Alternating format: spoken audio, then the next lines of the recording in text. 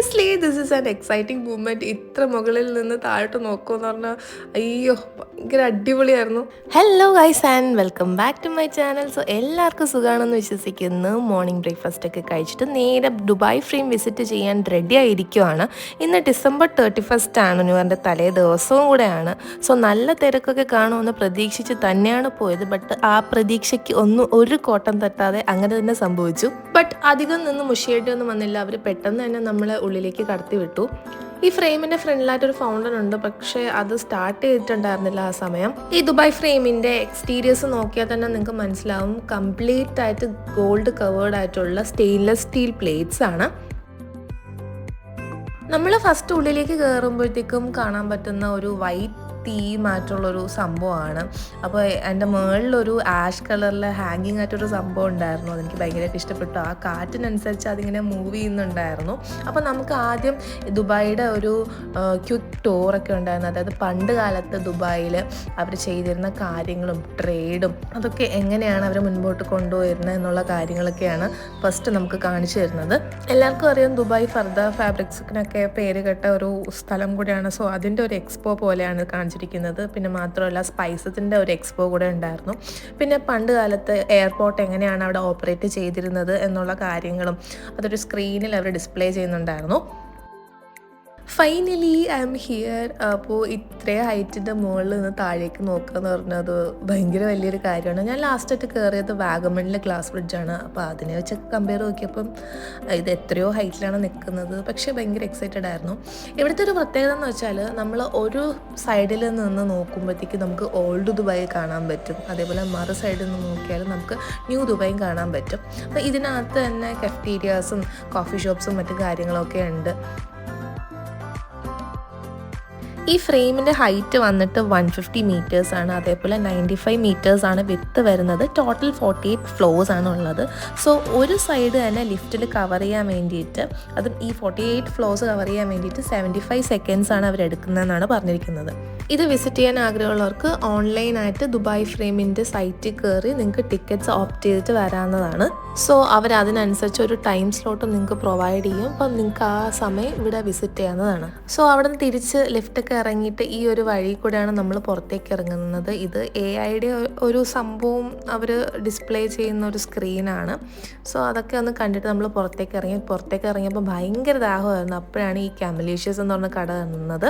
ഇത് camel milk വെച്ച് ഉണ്ടാക്കുന്ന ഐറ്റംസ് മാത്രം സെല്ല് ചെയ്യുന്ന കടയാണ്. പക്ഷെ നമ്മൾ ക്യാപ്പച്ചീനോ ഒക്കെ മേടിച്ച് കുടിച്ച് വലിയ ഗുണമൊന്നും ഇല്ലായിരുന്നു.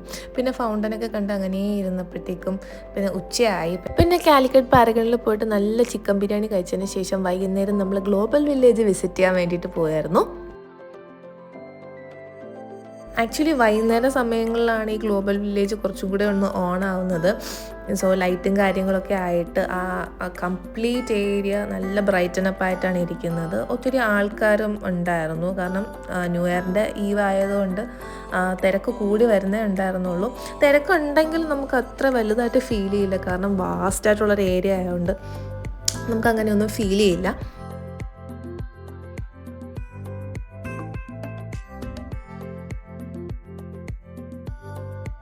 ഇവിടെ ആണെങ്കിൽ ഭയങ്കര തണുപ്പാണ്, സഹിക്കാൻ പറ്റാത്തതിനും അപ്പുറം തണുപ്പാണ്. ഞാൻ ഇവിടെ വന്നിട്ട് ആദ്യമായിട്ടാണ് ഇത്ര തണുപ്പ് ഇങ്ങനെ എക്സ്പീരിയൻസ് ചെയ്യുന്നത്. മുമ്പൊക്കെ വരുമ്പോഴത്തേക്കും ഇത്രയും തണുപ്പുള്ള ആ ഒരു സമയത്ത് എത്താത്തത് കൊണ്ടായിരിക്കണം. അപ്പോൾ ആദ്യം നമ്മൾ ഫ്ലോട്ടിംഗ് മാർക്കറ്റിലൂടെയൊക്കെ പോയി ഐസ്ക്രീമൊക്കെ എന്നെ നോക്കി ടാറ്റ പറയുന്നുണ്ടായിരുന്നു. പക്ഷേ ചെറിയൊരു തൊണ്ടവേദന കാരണം ഞാൻ അതൊന്നും കുടിച്ചില്ല. കാരണം കുടിച്ചാൽ ഇനി പണി പാടുമെന്ന് എനിക്കറിയാം. ക്രിസ്മസ് കഴിഞ്ഞെങ്കിലും ക്രിസ്മസിൻ്റെ അതേ വൈബ് അവരിപ്പോഴും കീപ്പ് ചെയ്യുന്നുണ്ട്.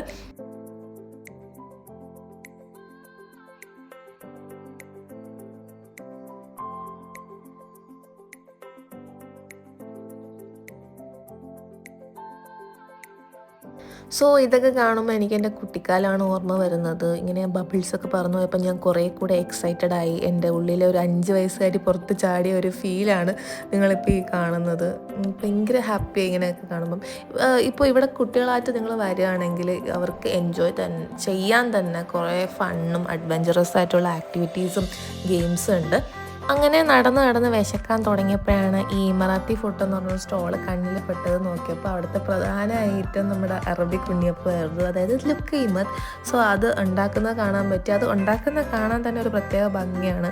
ഒരു അങ്ങനെ സ്പീഡിലാണ് ഇങ്ങനെ എണ്ണയിലേക്ക് കോരി ഇടുന്നത്. ഞാൻ തൊട്ടടുത്ത് വീഡിയോ എടുത്തുകൊണ്ട് നിൽക്കുമായിരുന്നു. എനിക്ക് പിന്നെ ഒരു പേടിയുണ്ടായിരുന്നു ഇവരിങ്ങനെ കോരി ഇടുമ്പം കയ്യിലിട്ട ചൂടെണ്ണ തെറിക്കുമെന്ന്. പക്ഷേ അങ്ങനെയൊന്നും ഇല്ലായിരുന്നു.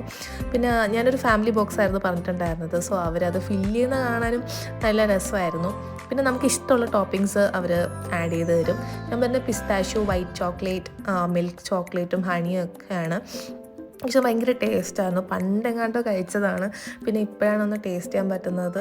പക്ഷെ നല്ല ടേസ്റ്റ്. അന്ന് ഒരൊറ്റ ഫ്ലേവർ മാത്രമേ ഉണ്ടായിരുന്നു, 2 ഫ്ലേവർ. ഒന്ന് ഹണിയും ഡേറ്റ് സിറപ്പും മാത്രമാണ് അവർ ടോപ്പിങ്സ് ആയിട്ട് ആഡ് ചെയ്തിരുന്നത്. അപ്പോൾ ഇപ്പോൾ കുറേ വെറൈറ്റി വന്ന് തുടങ്ങി. അപ്പോൾ എല്ലാം ടേസ്റ്റ് ചെയ്തു. ഭയങ്കര അടിപൊളിയായിരുന്നു. പിന്നെ അതിൻ്റെ തൊട്ടടുത്ത് തന്നെ സ്റ്റേജിൽ ഇങ്ങനെ ഡാൻസും അങ്ങനത്തെ കലാപരിപാടികളൊക്കെ ഇങ്ങനെ അരങ്ങേറുന്നുണ്ടായിരുന്നു. കാരണം ന്യൂ ഇയർ ഈവ് അല്ലേ ഇത് വന്നിട്ട് ഒരു അമേരിക്കൻ ഡാൻസാണ്. പക്ഷേ നല്ല രസമായിരുന്നു അവർ ചെയ്തത്. പിന്നെ ഞാനും ആ മിന്നി തിളങ്ങുന്ന ലൈറ്റിൽ സെൽഫി വീഡിയോ എടുത്ത് സ്വയം ആസ്വദിച്ച് നിന്നു. പിന്നെ തൊട്ടടുത്ത് ഇങ്ങനെ അഡ്വഞ്ചറസ് ആയിട്ടുള്ള റൈഡ്സ് ഓപ്പറേറ്റ് ചെയ്യുന്നത് കാണാമായിരുന്നു. സോ ഞാൻ വന്നപ്പോൾ തന്നെ ഒരു 2 മിനിറ്റ് മാത്രമേ അമേരിക്കൻ ഡാൻസ് ഉണ്ടായിരുന്നുള്ളൂ. പിന്നെ ആഫ്രിക്കൻ ഡാൻസ് തുടങ്ങി. അവരുടെ ആയിട്ടുള്ള ആ ട്രൈബൽ കൾച്ചർ ഷോക്കേസ് ചെയ്യുന്ന രീതിയിലൊരു ഡാൻസ് ഫോം ആയിരുന്നു. പക്ഷെ നല്ല രസമായിരുന്നു.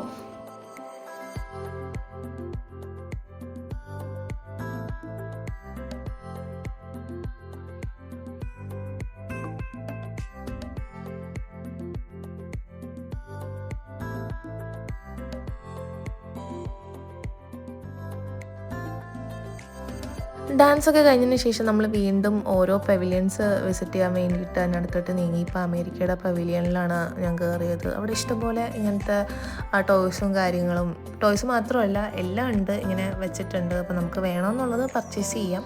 പിന്നെ കയറി കാണാനും ഒരു രസമാണല്ലോ. ഈ കാണുന്നത് മറ്റേ ഷുഗർ കോട്ടഡ് ആയിട്ടുള്ള സ്ട്രോബെറി കിട്ടുന്ന ഷോപ്പാണ്. പിന്നെ സ്ട്രോബെറി ചോക്ലേറ്റ് ഉണ്ടായിരുന്നു. പിന്നെ ലുക്കൈമത്ത് കഴിച്ച ആ ഒരു ഇതിൽ ഞാൻ അങ്ങനെ വേറെ ഒന്നും കഴിച്ചില്ല. വയറ് നിറഞ്ഞാണ് പിന്നെ നടക്കാൻ തുടങ്ങിയത്. ഈ കൈകളാട്ടുന്ന പാവ എനിക്ക് ഭയങ്കരമായിട്ട് ഇഷ്ടപ്പെട്ടു. പിന്നെ ഒത്തിരി ടോയ്സ് ഉണ്ട്.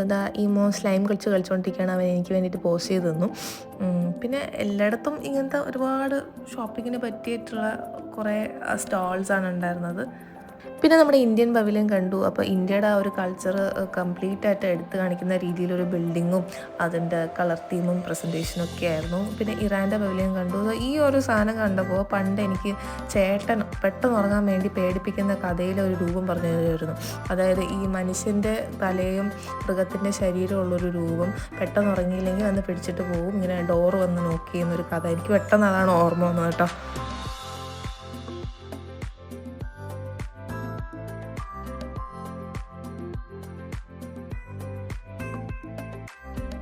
പിന്നെ നമ്മുടെ ഇന്ത്യൻ പവലിയൻ്റെ ഉള്ളിലേക്ക് കയറി. അവിടെ ആണെങ്കിൽ ഇന്ത്യയിലുള്ള എല്ലാ സ്റ്റേറ്റ്സിനെയും റെപ്രസെൻ്റ് ചെയ്യുന്ന ഷോപ്സ് ഉണ്ടായിരുന്നു. ഇപ്പോൾ നമ്മുടെ കേരള, തമിഴ്നാട്, രാജസ്ഥാൻ, മുംബൈ, അങ്ങനെ പല സ്റ്റേറ്റ്സിലെയും ഷോപ്സ് ഇവിടെ അവൈലബിൾ ആയിരുന്നു. കൂടുതലും ഫോറിനേഴ്സാണ് ഇവിടെ വന്ന് പർച്ചേസ് ചെയ്യുന്നത്. സോ ഇത് രാജസ്ഥാൻ്റെ ഒരു സാധനങ്ങൾ സെല് ചെയ്യുന്ന ഒരു ചെറിയൊരു ഷോപ്പാണ്. പിന്നെ നമ്മൾ ഫൺ ആക്ടിവിറ്റീസ് നടക്കുന്ന ഏരിയയിലേക്ക് നടക്കാൻ തുടങ്ങി. സോ അപ്പോഴാണ് ഈ ട്രാൻസിൽവേനിയ കണ്ടിൽപ്പെട്ടത്. സോ അവിടുത്തെ ഓരോ കാഴ്ചകളാണ് ഈ കാണുന്നത്. സോ ഇതൊക്കെ ഓരോ റൈഡ്സാണ്. സോ ഉള്ളിലേക്ക് കയറണമെങ്കിൽ ടിക്കറ്റ്സ് ഉണ്ട്. അപ്പോൾ നമ്മൾ അതിനനുസരിച്ച് ഓൺലൈനായിട്ട് ബുക്ക് ചെയ്ത് വന്നാൽ എളുപ്പമായിരിക്കും.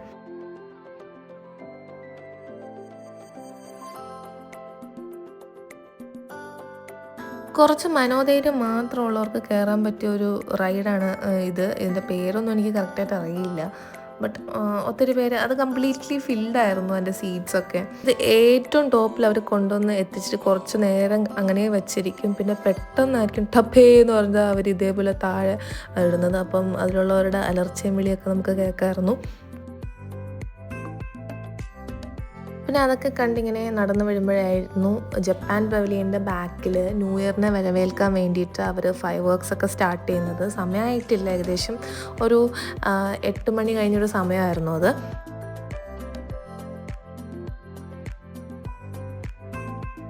പിന്നെ വീണ്ടും ഡാൻസ് നടക്കുന്ന ആ ഒരു ഏരിയയിൽ വന്ന് നിന്നു.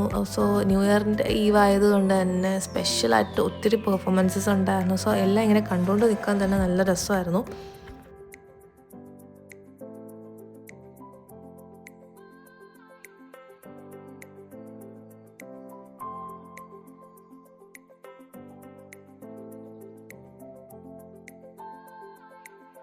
സോ വീണ്ടും വിശക്കാനായിട്ട് തുടങ്ങിയപ്പോൾ ഈ പേരറിയാത്തൊരു ഈ ഷോപ്പിൽ നിന്ന് നമ്മൾ ഷവർമയും പിന്നെ ഈ റൈസിൻ്റെ പേരെനിക്ക് ഓർമ്മയില്ല, പക്ഷെ നല്ല ടേസ്റ്റുള്ളൊരു റൈസായിരുന്നു. ആ റൈസിൽ കോമ്പിനേഷൻ വന്നിട്ട് പൈൻ നട്ട്സും അല്ലാത്ത നട്ട്സും പിന്നെ ബ്രിഞ്ചോളും ചിക്കനൊക്കെ ആയിരുന്നു. പക്ഷെ ഭയങ്കര ടേസ്റ്റായിരുന്നു. വെച്ച് തുടങ്ങുന്ന എന്തോ പേരായിരുന്നു, ഞാൻ മറന്നുപോയിരുന്നു. പക്ഷേ ടേസ്റ്റ് അടിപൊളിയായിരുന്നു. ഷവർമ ആണെങ്കിലും അതേപോലെ തന്നെ ഭയങ്കര അടിപൊളിയായിരുന്നു. നമ്മളിവിടുത്തെ പോലത്തെ ഷവർമയില്ല, കുറച്ച് ഒരു ടാങ്കി ഫ്ലേവറൊക്കെ വരുന്നൊരു ഷവർമയായിരുന്നു. ഫുഡൊക്കെ കഴിച്ച് ഗ്ലോബൽ വില്ലേജിൽ നിന്ന് പുറത്തിറങ്ങിയപ്പോൾ നമുക്ക് വീണ്ടും കുറച്ച് ഫയർ വർക്സിൻ്റെ കാഴ്ചകൾ കാണാൻ പറ്റി. സോ അതൊക്കെ കണ്ടിട്ടാണ് നമ്മൾ അവിടെ നിന്ന് ഇറങ്ങിയത്.